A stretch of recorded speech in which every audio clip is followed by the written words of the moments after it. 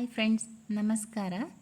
ಮೈಸೂರಿನ ಅಕ್ಕಪಕ್ಕ ಗ್ರಾಮಗಳಲ್ಲಿ ಯುಗಾದಿ ಹಬ್ಬಕ್ಕೂ ಮೊದಲು ಜಾತ್ರೆ ನಡೆಯುತ್ತೆ.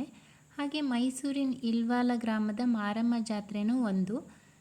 ಮಾರಮ್ಮ ಅನ್ನೋ ಹೆಸರು ಕೇಳಿದ್ರೇ ಭಕ್ತಿ ಬರುತ್ತೆ. ಇಂಥ ಶಕ್ತಿ ದೇವತೆಯ ದರ್ಶನ ಮಾಡ್ಕೊಂಬರೋಣ ಅಂತ ನಾವು ಮಾರಮ್ಮ ಜಾತ್ರೆಗೆ ಹೋಗ್ತಾ ಇದ್ದೀವಿ. ಆದರೆ ಜಾತ್ರೆಗೆ ಹೋದಾಗ ಒಂದು ಘಟನೆ ನಡೆಯುತ್ತೆ, ಬೇಜಾರಾಗಿ ಮನೆಗೆ ಬರ್ತೀವಿ. ಆದರೆ ನೆಕ್ಸ್ಟ್ ಡೇ ನಮಗೆ ಇದೊಂದು ಪವಾಡನೇ ಏನೋ ಅಂತ ಅನಿಸುತ್ತೆ. ಅಲ್ಲಿ ನಮಗೆ ಜಾತ್ರೆಗೆ ಹೋದಾಗ ಏನಾಯಿತು ಮತ್ತು ನೆಕ್ಸ್ಟ್ ಡೇ ನಮ್ಗೆ ಏನು ಅನ್ನಿಸ್ತು ಅನ್ನೋದನ್ನ ವಿಡಿಯೋ ಕೊನೆಯಲ್ಲಿ ಹೇಳ್ತೀನಿ. ಹಾಗೆ ಯಾರೂ ಸ್ಕಿಪ್ ಮಾಡದೆ ಪೂರ್ತಿಯಾಗಿ ಈ ವಿಡಿಯೋ ನೋಡಿ. ಹಾಗೆ ಯಾರೆಲ್ಲ ನನ್ನ ಚಾನಲ್ನ ಫಸ್ಟ್ ಟೈಮ್ ನೋಡ್ತಾ ಇದ್ದೀರಾ, ಪ್ಲೀಸ್ ಸಬ್ಸ್ಕ್ರೈಬ್ ಮಾಡಿ. ನಾವು ನೈಟ್ ಜಾತ್ರೆ ಸ್ಟಾರ್ಟ್ ಆಗುತ್ತೆ. ಇವತ್ತು ನೈಟ್ ಜಾತ್ರೆ ಸ್ಟಾರ್ಟ್ ಆದರೆ ಮತ್ತೆ ನಾಳೆ ನೈಟ್ವರೆಗೂ ಜಾತ್ರೆ ನಡೆಯುತ್ತೆ. ಒಂದಿನ ಫುಲ್ ಜಾತ್ರೆ ಇರುತ್ತೆ. ಹಾಗೆ ಇಲ್ಲಿ ಫುಲ್ ರೋಡೆಲ್ಲ ಲೈಟಿಂದ ಅಲಂಕಾರವಾಗಿತ್ತು. ಇದನ್ನ ನೋಡಿ ಏನು ದಸರಾ ಸ್ಟಾರ್ಟ್ ಆಯ್ತೇನೋ ಅನ್ನೋ ಥರ ಫೀಲ್ ಆಗ್ತಾಯಿತ್ತು. ಇಲ್ವಾಲದ ಗ್ರಾಮ ದೇವತೆ ಮಾರಮ್ಮ ಜಾತ್ರೆಗೆ ಸ್ವಾಗತ ಅನ್ನೋ ಬೋರ್ಡ್ ನೋಡ್ಬೋದು ನಾವು. ಹಾಗೆ ಎಲ್ಲ ಅಂಗಡಿಗಳಿಗೂ ಸಹ ಲೈಟಿಂಗ್ಸ್ ಫಿಕ್ಸ್ ಆಗಿರುತ್ತೆ. ನಾವು ಹೋದ ತಕ್ಷಣ ಇಲ್ಲಿ ನೋಡಿ ಡಾಗಿಗಳು, ಪಪ್ಪಿ ಸಣ್ಣ ಸಣ್ಣದು ಕರಿತಾ ಇತ್ತು ನಮ್ಮನ್ನ, ಬನ್ನಿ ಬನ್ನಿ ಅಂತ. ತುಂಬ ಕ್ಯೂಟಾಗಿತ್ತು. ಡಾಗಿನ ಯಾರು ಇಷ್ಟಪಡ್ತಾರೆ ಅದು ಖಂಡಿತ ತೊಗೊಂಡಿರ್ತಾರೆ. 100 ರೂಪೀಸ್ಗೆ 2 ಅಷ್ಟೇ. ಮತ್ತು ಕ್ವಾಲಿಟಿ ವೈಸು ಅಷ್ಟೇ, ಟಾಯ್ಸು ಅಷ್ಟೇ. ಇದು 100 ರೂಪೀಸ್ಗೆ 2 ಇತ್ತು. ತುಂಬ ಚೆನ್ನಾಗಿತ್ತು ಕ್ವಾಲಿಟಿನೂ. ನಾವು ಮಕ್ಳನ್ನ ಕರ್ಕೊಂಡು ಹೋಗಿರಲಿಲ್ಲ, ಮಕ್ಕಳಿರ್ಲಿಲ್ವಲ್ಲ, ನಾವೇನು ತೊಗೊಳಕ್ಕೆ ಹೋಗಲಿಲ್ಲ. ಹಾಗೆ ಇಲ್ಲಿ ರಂಗೋಲಿದ ಅಚ್ಚು ಇದು. ಯಾರಿಗೆಲ್ಲ ರಂಗೋಲಿ ಬಿಡೋಕ್ಕೆ ಬರಲ್ಲ ಮತ್ತು ರಂಗೋಲಿ ಬಿಡೋಕ್ಕೆ ಬಂದ್ರೂ ಈ ಕೆಲ್ಸಕ್ಕೆ ಹೋಗೋರಿಗೆ ಅವ್ರಿಗೆಲ್ಲ ಟೈಮ್ ಇರೋದಿಲ್ಲ ಚುಕ್ಕಿ ಎಲ್ಲ ಹಾಕಿ ರಂಗೋಲಿ ಬಿಡೋದಕ್ಕೆ, ಅಂಥವ್ರಿಗೆ ಈ ಅಚ್ಚು, ರಂಗೋಲಿ ಅಚ್ಚು ತುಂಬ ಹೆಲ್ಪ್ ಆಗುತ್ತೆ. ಹಾಗೆ ಈ ಬಲೂನ್ನ ನೋಡ್ತಾ ಇದ್ರೆ ನಮಗೆ, ನಾವು ಚಿಕ್ಕ ವಯಸ್ಸಲ್ಲಿ ಜಾತ್ರೆಗೆ ಹೋದರೆ ಬಲೂನ್ ಇಲ್ದೇ ಮನೆಗೆ ಬರ್ತಾ ಇರಲಿಲ್ಲ. ಆ ಬಲೂನ್ ಮನೆಗೆ ಬರೋದ್ರೊಳಗೆ ಒಡೆದೋದ್ರೂ ಪರವಾಗಿಲ್ಲ, ಆದರೆ ಜಾತ್ರೆಗೆ ಹೋಗಿದ್ದೀವಿ ಅಂದರೆ ಬಲೂನ್ ತೊಗೊಳ್ಳೋದೇ ಒಂಥರ ಖುಷಿ. ಈ ಬಲೂನ್ ನೋಡಿದ್ರೆ ನಮಗೆ ನಾವು ಚಿಕ್ಕದ್ರಲ್ಲಿದ್ದಾಗ ಜಾತ್ರೆಗೆ ಹೋಗ್ತಿದ್ವಲ್ಲ, ನಮ್ಮೂರ ಜಾತ್ರೆಗಳೆಲ್ಲ ನೆನಪಾಗ್ತಾಯಿತ್ತು. ಹಾಗೆ ಫಸ್ಟ್ ಸ್ಟಾರ್ಟಿಂಗ್ ನೋಡಿದಾಗ ನಮಗೆ ಜಾತ್ರೆಲಿ ಏನು ಈ ವರ್ಷ ಜನ ಇಲ್ಲ ಅನ್ನೋ ಥರ ಅನ್ನಿಸ್ತಾಯಿತ್ತು. ಆದರೆ ನೈಟು ಕೂಲಾಗಿತ್ತು ವೆದರು. ಹೀಗೆ ನಡೆದು ಏನೇನಲ್ಲ ಅಕ್ಕಪಕ್ಕ ಏನೇನು ಅಂಗಡಿಗಳಿವೆ ಅದನ್ನೆಲ್ಲ ನೋಡಿ ಏನು ಬೇಕೋ ಅದನ್ನು ಸ್ವಲ್ಪ ತಗೊಂಡು ಹಾಗೆ ಮುಂದೆ ಹೋಗ್ತಾಯಿದ್ರೆ ತುಂಬಾ ಜನ ಇದ್ದರು. ಹಾಗೆ ಇಲ್ಲಿ ನಮ್ಮ ಫೇವ್ರೆಟ್ ಗಾರ್ಡ್ ಅಂತಲೇ ಹೇಳ್ಬೋದು. ಶಿವಂದೊಂದು ವಿಗ್ರಹ ಇತ್ತು, ಸ್ಟ್ಯಾಚು. ಅದಕ್ಕೆ ನೀರಿಂದ ಅಭಿಷೇಕ ಆಗ್ತಾಯಿತ್ತು. ಅದನ್ನು ನೋಡಿ ಖುಷಿಯಾಯಿತು. ನಾವು ಹಾಗೆ ಅಂಗಡಿಗಳು, ಎಲ್ಲ ಅಂಗಡಿಗಳು ಸಹ ಲೈಟಿಂಗ್ಸಿಂದ ಅಲಂಕಾರವಾಗಿದ್ವು. ಅದನ್ನೆಲ್ಲ ನೋಡೋಕೆ ತುಂಬ ಖುಷಿಯಾಗ್ತು. ಇದನ್ನೆಲ್ಲ ನೋಡ್ಕೊಂಡು ಹಾಗೆ ಮುಂದೆ ಹೋಗ್ತಾ ಇದ್ವಿ. ಅಲ್ಲಿ ಹೋದರೆ ಫುಲ್ ರಶ್ ಇತ್ತು ದೇವಸ್ಥಾನದ ಹತ್ರ. ಹಾಗೆ ದೇವಸ್ಥಾನದಲ್ಲಿ ಮತ್ತೊಂದು ಅಂದರೆ ಪ್ರಸಾದನೂ ಸಹ ಕೊಡ್ತಾಯಿದ್ರು ಮತ್ತು ಕ್ಯೂ ಸಿಸ್ಟಮ್ ಇತ್ತು ಒಳಗೆ ಹೋಗಲಿಕ್ಕೆ. ಅದೊಂದು ಎಲ್ಲರಿಗೂ ಅನುಕೂಲವಾಗ್ತಿತ್ತು. ಇಲ್ಲಾಂದರೆ ಮಧ್ಯ ಬಂದು ಜನ ಎಲ್ಲ ದೇವಸ್ಥಾನಕ್ಕೆ ಹೋಗೋಕೆ ಸೇರ್ಕೋತಾಯಿದ್ರು. ಆದರೆ ಈ ವರ್ಷ ಹಂಗಿರಲಿಲ್ಲ. ಲಾಸ್ಟ್ ಇಯರ್ ಆ ಥರ ಪ್ರಾಬ್ಲಮ್ ಆಗ್ತಾಯಿತ್ತು. ಈ ವರ್ಷ ಬ್ಯಾರಿಕೇಡೆಲ್ಲ ಹಾಕಿ ಕ್ಯೂ ಸಿಸ್ಟಮ್ ಮಾಡಿದರು. ಅದರಿಂದ ದರ್ಶನಕ್ಕೆ ಹೋಗೋರಿಗೆ ಈಸಿನೂ ಆಗ್ತಾಯಿತ್ತು.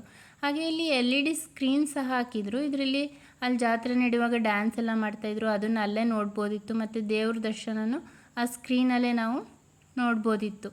ಅದನ್ನು ಒಂಥರ ಚೆನ್ನಾಗಿತ್ತು. ಹಾಗೆ ಜಾತ್ರೆ ನೈಟ್ ಇದರಿಂದ ನಾವು ಎಷ್ಟು ದೂರ ನಡ್ಕೊಂಡು ಹೋದ್ರೂ ಖುಷಿ ಅನಿಸ್ತಾನೆ ಇತ್ತು. ನಾವು ಫಸ್ಟ್ ಸ್ಟಾರ್ಟಿಂಗಿಂದ ಎಂಡಿವರೆಗೂ ಏನೇನಿದೆ ಎಲ್ಲನೂ ಸಹ ಈ ವರ್ಷ ಚೆನ್ನಾಗಿ ನೋಡಿ ಎಂಜಾಯ್ ಮಾಡಿದ್ವಿ. ಹಾಗೆ ಸ್ವಲ್ಪ ಮುಂದೆ ಹೋದರೆ ಅಲ್ಲಿ ಡ್ಯಾನ್ಸ್ ಎಲ್ಲ ಮಾಡ್ತಾಯಿದ್ರು, ಅದನ್ನು ಸಹ ನೋಡಿ ಎಂಜಾಯ್ ಮಾಡಿದ್ವಿ. ಇಲ್ಲಿ ಚಿಕ್ಕ ಮಕ್ಕಳಿಂದ ಮಧ್ಯಮ ವಯಸ್ಕರು ಹಾಗೂ ಏಜ್ ಆದವರೆಲ್ಲ ಡ್ಯಾನ್ಸ್ ಮಾಡ್ತಾಯಿದ್ರು. ಇವರು ಪ್ರಾಕ್ಟೀಸ್ ಮಾಡಿರ್ತಾರೆ. ಒಂದು ವಾರ ಜಾತ್ರೆ ಸ್ಟಾರ್ಟ್ ಆಗೋಕ್ಕೂ ಮೊದಲು 1 ವಾರದಿಂದ ಎಲ್ಲ ಹೋಗಿ ಅಲ್ಲಿ ಪ್ರಾಕ್ಟೀಸ್ ಮಾಡ್ಕೊಂಡಿರ್ತಾರೆ. ಎಲ್ಲ ಒಂದೇ ಥರ ಸ್ಟೆಪ್ ಹಾಕಿ ಡ್ಯಾನ್ಸ್ ಮಾಡ್ತಾಯಿರ್ತಾರೆ. ಮತ್ತು ನಮ್ಗನ್ಸಿದ್ದು ಇಲ್ಲಿ ಡ್ಯಾನ್ಸ್ಗೂ ನಮ್ಮೂರ ಸೈಡ್ ಡ್ಯಾನ್ಸ್ಗೆ ನೋಡೋಕ್ಕೂ ನಮ್ಗೆ ಸ್ವಲ್ಪ ಡಿಫ್ರೆಂಟ್ ಅನ್ನಿಸ್ತು. ನಮ್ಮ ಕಡೆ ಹಬ್ಬ ಎಲ್ಲ ಮಾಡಿದಾಗ ನಾವು ಮಾಡೋ ಡ್ಯಾನ್ಸೇ ಬೇರೆ ಥರ ಇರುತ್ತೆ. ಇವ್ರನ್ನ ನೋಡಿ ಇವ್ರ ಸ್ಟೆಪ್ ಎಲ್ಲ ಒಂಥರ ಬೇರೆ ಥರ, ನಮಗೊಂದು ಹೊಸ ಎಕ್ಸ್ಪೀರಿಯನ್ಸ್ ಅನ್ನಿಸ್ತು.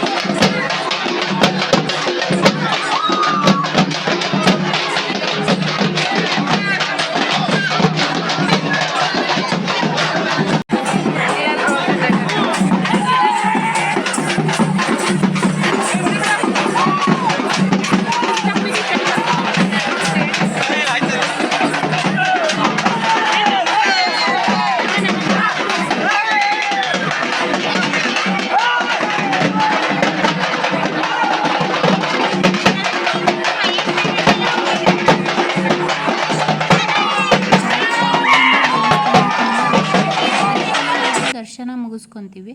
ದರ್ಶನ ಮುಗಿಸ್ಕೊಂಡು ಹೊರಗೆ ಬಂದು ನೋಡಿದ್ರೆ ನಮ್ಮದು ಪರ್ಸ್ ಇರೋದಿಲ್ಲ. ಪರ್ಸ್ನ ಯಾರೋ ಎತ್ಕೊಂಡ್ಬಿಟ್ಟಿರ್ತಾರೆ.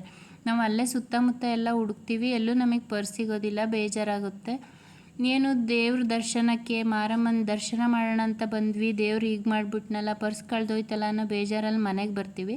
ಮನೆಗೆ ಬಂದು ಆ ಪರ್ಸಲ್ಲಿ ಡೆಬಿಟ್ ಕಾರ್ಡ್ ಎಲ್ಲ ಇರುತ್ತೆ, ಅದನ್ನೆಲ್ಲ ಬ್ಲಾಕ್ ಮಾಡ್ತೀವಿ. ಹಾಗೆ ಒಂದು ವಿಸಿಟಿಂಗ್ ಕಾರ್ಡ್ ಇರುತ್ತೆ, ಯಾರಾದರೂ ಸಿಕ್ಕಿದರೆ ಕಾಲ್ ಮಾಡ್ಬೋದಲ್ಲ ಅನ್ನೋ ಒಂದು ನಂಬಿಕೆಯಲ್ಲಿ ಬೆಳಗ್ಗೆವರೆಗೂ ವೆಯ್ಟ್ ಮಾಡ್ತೀವಿ. ಯಾರೂ ಕಾಲ್ ಮಾಡೋದಿಲ್ಲ. ಸರಿ ಇನ್ನೇನು ಸಿಗೋದಿಲ್ಲ ಪರ್ಸು ಅಂತ ಅಂದ್ಕೊತೀವಿ. ದೇವ್ರ ಹತ್ರ ಬೇಡ್ಕೊತೀವಿ, ಯಾಕೆ ಹೀಗಾಯಿತು, ನಮ್ಮ ಪರ್ಸು ಮಿಸ್ ಆಯ್ತಲ್ಲ ಅಂತ ಕೇಳ್ಕೊಂಡಿರ್ತೀವಿ. ಅದೇ ನಮಗೆ ನೆಕ್ಸ್ಟ್ ಡೇ ಮಾರ್ನಿಂಗು ಒಬ್ಬರು ರವಿ ಅಣ್ಣ ಅಂತ ಕಾಲ್ ಮಾಡಿ, ಹೀಗೆ ನಮಗೆ ಒಂದು ಪರ್ಸ್ ಸಿಕ್ಕಿದೆ, ನೀವು ನನ್ನ ಆಟೋದಲ್ಲೇನಾದರೂ ಕೂತಿದ್ರಾ ಅಂತ ಕೇಳ್ತಾರೆ. ಅವರು ಆಟೋ ಡ್ರೈವರು. ಇಲ್ಲ, ನಾವೀಗ ದೇವಸ್ಥಾನಕ್ಕೆ ಹೋಗಿದ್ವಿ, ಅಲ್ಲಿ ಪರ್ಸ್ ಮಿಸ್ ಆಗಿದ್ದು ಅಂತ ಹೇಳ್ತೀವಿ. ಅವರು ನಮಗೆ ಪರ್ಸ್ನ ವಾಪಸ್ ತಂದು ಕೊಡ್ತಾರೆ. ನಮಗೆ ಇದೊಂಥರ ನಾವು ದೇವರಿಗೆ ಹೀಗಾಯ್ತಲ್ಲ ಅಂತ ಅನ್ಕೋತಾ ಇದ್ವಲ್ಲ, ಆದರೆ ಇದೊಂಥರ ದೇವ್ರ ಪವಾಡನೇ ಮಾಡ್ದಂಗೆ ಆಯ್ತಲ್ಲ, ನಮ್ಮ ಪರ್ಸ್ ನಮಗೆ ಸಿಕ್ತಲ್ಲ ಅನ್ನೋ ಖುಷಿ ಆಗುತ್ತೆ. ರವಿ ಅಣ್ಣಗೆ ತುಂಬ ಥ್ಯಾಂಕ್ಸ್ ಹೇಳ್ತೀವಿ. ಅವರು ವಿಜಯನಗರ 4th ಸ್ಟೇಜಿಂದ ವಾಪಸ್ ಬಂದು ನಮಗೆ ಪರ್ಸ್ ಕೊಟ್ಟಿರ್ತಾರೆ. ಅವ್ರಿಗೇನಾದರೂ